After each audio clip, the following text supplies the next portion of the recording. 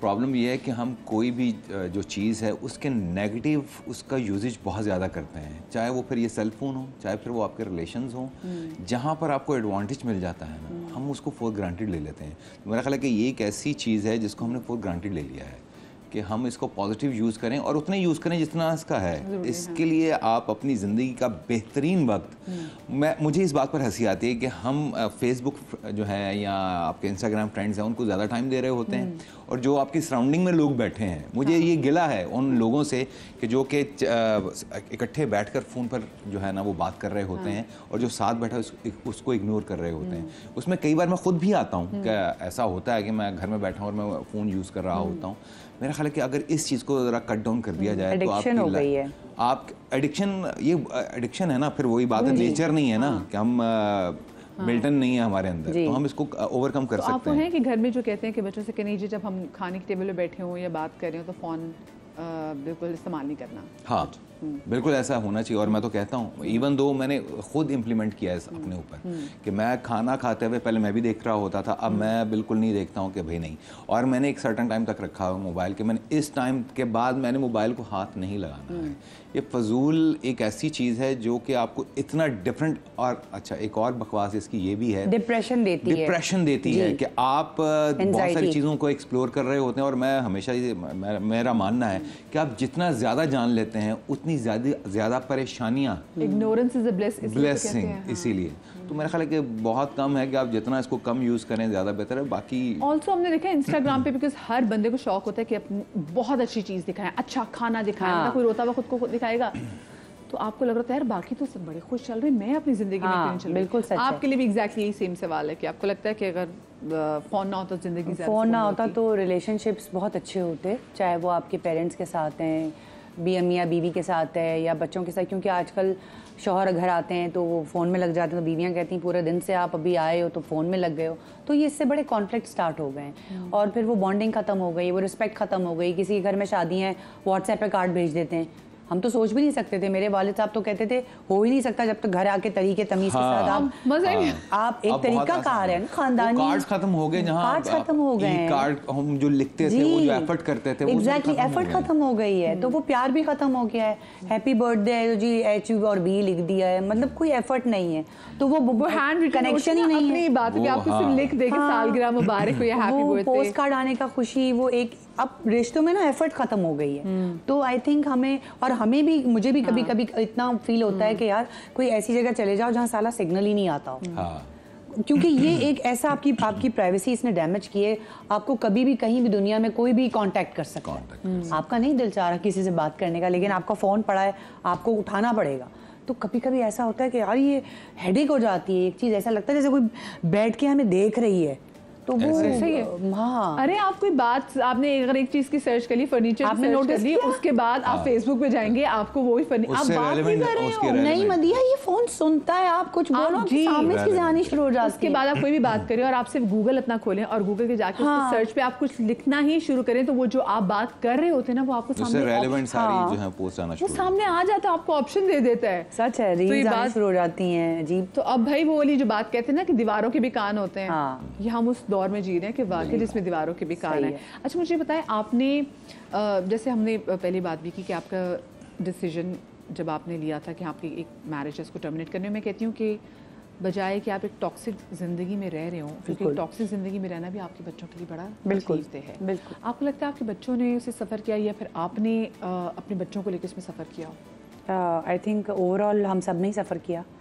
और मेरे लिए सबसे ज़्यादा जो एक डैमेजिंग सिचुएशन थी वो ये थी कि मेरे बच्चे बड़े हो रहे थे, तो वो मैं नहीं देखना चाहती थी कि मेरे बच्चे, आप खुद तो सह लेते हैं, लेकिन ये होता है कि जब आप अनहेल्दी इन्वायरमेंट में रह रहे होते हैं तो वो आपको, आपके बच्चों को इतना डैमेज कर देता है कि वो शायद उनकी पर्सनैलिटी में इतने डिसऑर्डर्स आ जाते हैं कि जब उनकी ज़िंदगी में कोई औरत आती है ना, तो मुझे ये सिर्फ ये डर लगता है कि कहीं वो यही चीज़ जो है इम्प्लाई ना करें उनके ऊपर। तो बेहतर ये है कि आप अलग हो जाएं, बेहतर ये कि आप अपने फादर के पास जाएं तो एक अच्छे माहौल में, माँ के पास आएँ तो एक अच्छे माहौल में, वो ज़्यादा बेहतर डिसीजन है।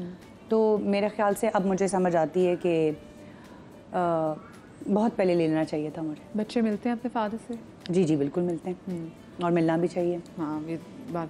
और वो जो टाइम था जिसमें आपके बच्चे आपसे थोड़ा सा दूर रहे थे, वो कितना टफ था?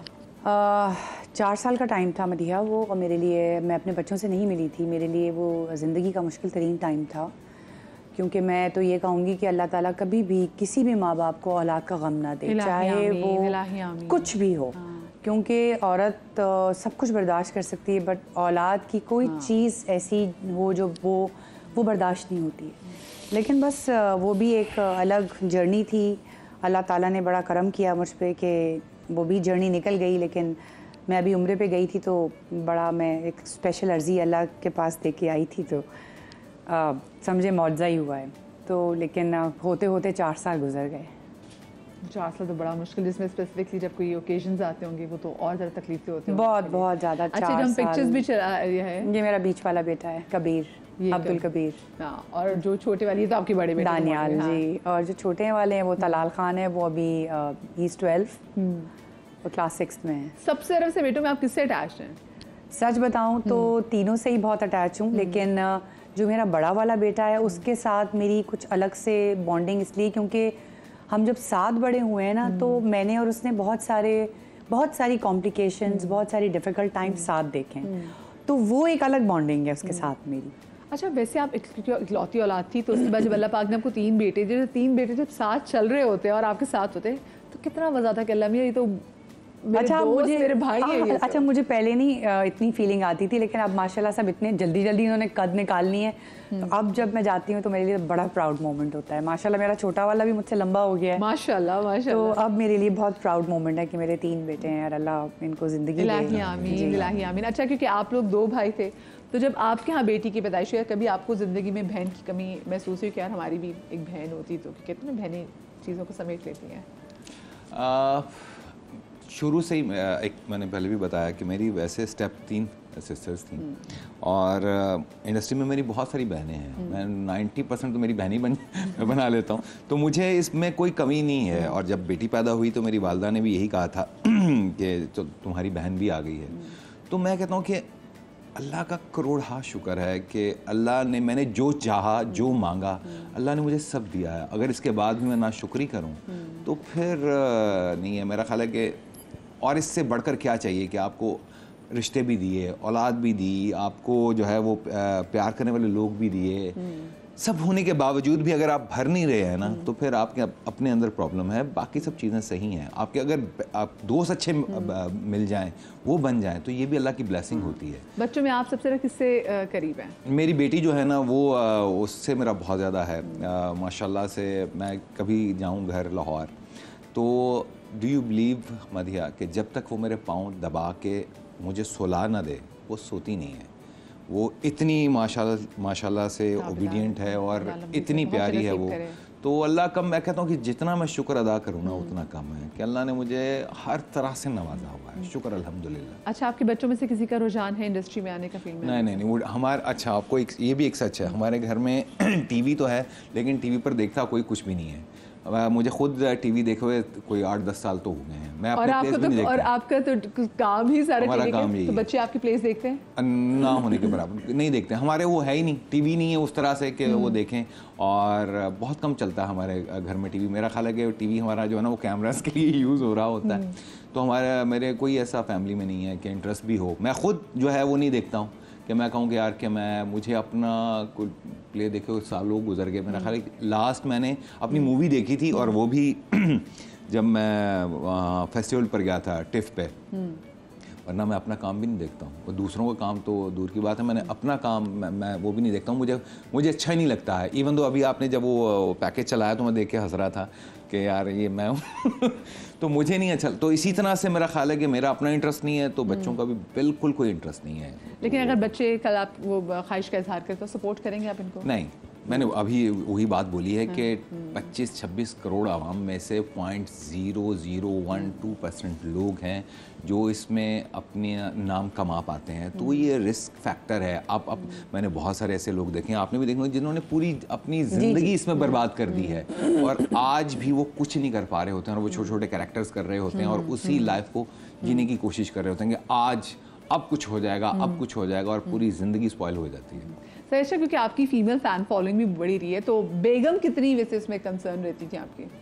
और बेगम को चुना कैसे वैसे? मतलब ऑफ कोर्स एक हंक है, ठीक है, गुल्लू के मॉडलिंग भी करें, बेगम आपको कैसे पसंद है? आपने फिर ये देखा कि भाई जितनी मॉडल्स उनसे ज़्यादा ज़बरदस्त बीवी लेकर आऊँगा मैं? नहीं, मेरा ख्याल है कि जो आपकी किस्मत में हो वो आपको मिल जाता है। तो मेरी किस्मत में जो था मैं उस पर शुक्रगुजार हूँ, अल्लाह का लाख अम्मी लाख ने शुक्र पसंद की थी, आपने पसंद की? अम्मी ने पसंद की, डेफिनेटली अम्मी ने पसंद की थी। और बहुत यंग एज में जो है वो मेरी शादी हो गई थी, तो कुछ समझ में नहीं आ रहा था। ज़िंदगी में गलतियाँ भी होती हैं, फिर आप अपनी गलतियों से सीखते हैं। तो फिर मुझे कुछ चीज़ों की समझ बूझ हुई, क्योंकि आप छोटी एज में जब आपके पास डिसीजंस लेने की पावर आ जाती है ना, तो फिर आप रॉन्ग राइट हर तरह के डिसीजंस ले रहे होते हैं। तो इसलिए कहते हैं कि छोटा रहना ही बहुत बेहतर होता है, एकदम से बड़े हो जाना भी ना, तो बड़े बड़े कारनामे। लेकिन जिंदगी में सारे डिसीजन सही लिए तो फिर जिंदगी में फन क्या था? नहीं, कई बार ऐसा भी होता है कि आप कुछ डिसीजंस सही से नहीं ले पाते। मैंने अपनी लाइफ में बहुत स्ट्रगल भी किया। ऐसा नहीं कि आज मैं अगर यहाँ पर बैठा हूँ तो मैंने सुबह 5 बजे अखबार भी फेंका है, मैंने दिन में 5-5 जॉब्स की हैं। ऐसा नहीं है कि लाइफ इतनी आसान नहीं है। अगर मैं यहाँ पर बैठा हूँ तो मुझे याद है कि सुबह मैं अखबार फेंकता था, उसके बाद मैं मार्केटिंग के लिए जाता था, ऑफिस में जॉब करता था, फिर उसके साथ साथ मैं नेकटाइज का यूनिट था वहाँ पर जाता था, फिर उसके बाद 5 बजे 6 बजे ऑफ करने के बाद मैं एक आउटलेट थी वहाँ पे जो है वो एज अ सेल्समैन मैं जॉब करता था, और रात 10-11 बजे मैं वापस आता था। तो लाइफ इस तरह से हो जाती है। अब बड़े तो हो जाते हैं तो फिर आपकी लाइबिलिटीज़ और रिस्पॉन्सिबिलिटीज़ भी बढ़ जाती हैं। उसके लिए आपका गैरतमंद होना बहुत ज़रूरी है कि अगर आप कहते हैं बस ठीक है ऐसा, तो ऐसा नहीं है। ये बड़ा आसान होता है लोगों को क्रिटिसाइज़ कर देना सायमा जी के लिए, कि जी के सिंगल मदर के लिए, तो उन्होंने इसमें कितनी स्ट्रगल फेस की होगी।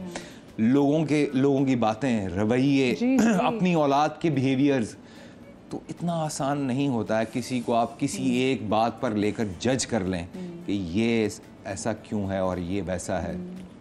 हर एक के पीछे एक पूरी स्टोरी होती है। बिल्कुल सही बात है। और मतलब स्ट्रगल, लेकिन मसला ये ना कि बहुत से लोग पता नहीं अपनी स्ट्रगल बयान करते हुए भी उनको लगता है नहीं ऐसा तो कुछ भी नहीं था स्ट्रगल। और अगर हम अपने हमसाया मुल्क के आर्टिस्ट को देख रहे हैं तो वो आपको बताते हैं उनकी स्ट्रगल क्या थी, और then you learn from them. नहीं मरियम, एक बात सॉरी मैं आपको ये कहूँगा कि अपनी स्टोरी वही रिवील करता है जो कि सक्सेसफुल है। जो फेलियर है ना वो अपनी स्टोरी कभी भी रिवील नहीं करता, और वो इसलिए भी नहीं करता क्योंकि उससे कोई पूछता नहीं है कि तुम्हारी स्ट्रगल लाइफ क्या है। और तो बहुत से लोग वो ओन नहीं करते, ये भी तो मसला। हाँ, वो फेक लोग हैं ना, वो फेक लोग हैं जो कि अपनी रियलिटीज़ को भूल जाते हैं। जो आप हैं, अगर आपको वो याद है, अगर आपको आज भी आपका होम एड्रेस याद है और आज भी आपको अपना पहला वो जो है फ़ोन नंबर याद है, तो आप सही इंसान है। सही इंसान है। और ये देखिए मतलब हम तो कामयाब चेहरे देखते तो हमें ये नहीं मालूम, हम कहते हैं यार अल्लाह मियां देखें ये कितना ज़बरदस्त मज़े की लाइफ जी रहे हैं ना, उन्होंने स्ट्रगल की हुई है, they have done their job, they have और everyone has their own issues. ऐसा कोई भी नहीं है जो इश्यू से फ्री है। और हर मैं तो कहती हूँ हर इंसान अपनी ज़िंदगी में एक जंग लड़ रहा है।